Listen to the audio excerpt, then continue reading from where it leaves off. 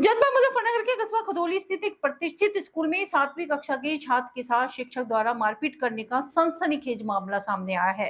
मामले में पीड़ित छात्र के अभिभावक ने स्कूल पहुंचकर पिटाई करने का आरोप लगाते हुए हंगामा किया।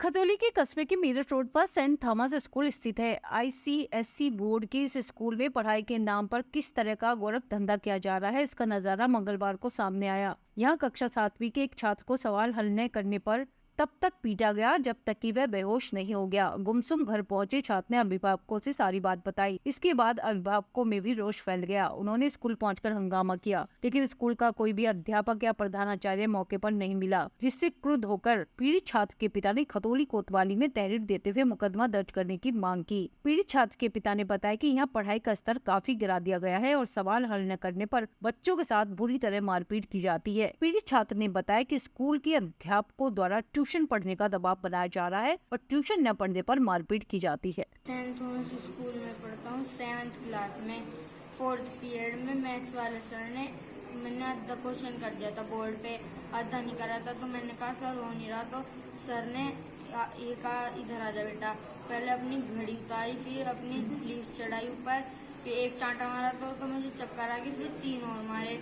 फिर मेरे दोस्त कह रहे भाई तेरा तो गाल सूजा पड़ा। फिर सर आए थे, मुझे यहाँ पे बैठा के कहने लग गए। फिर प्रिंसिपल ऑफिस गया था, फिर सिस्टर ऑफिस गया था। प्रिंसिपल ऑफिस में कहा कि बेटा तुम्हारा नाम क्या, तुम बिनागर। फिर हंस के कह रहे थे कि क्या किसने रखा, मैंने कहा पापा ने रखा। अच्छा ऐसी कोई बात नहीं है, तुम यहाँ पे पढ़ नहीं आते हो और ऐसे तो होता ही रहता है, इतना तो चलता है कि जो तुम बताओगे तुम्हारा सर का करियर खराब हो जाएगा और तुम्हारा भी 4 साल के लिए जेल हो जाएगी सर को, तुम्हारा भी करियर खराब। किसने कहा ये बात?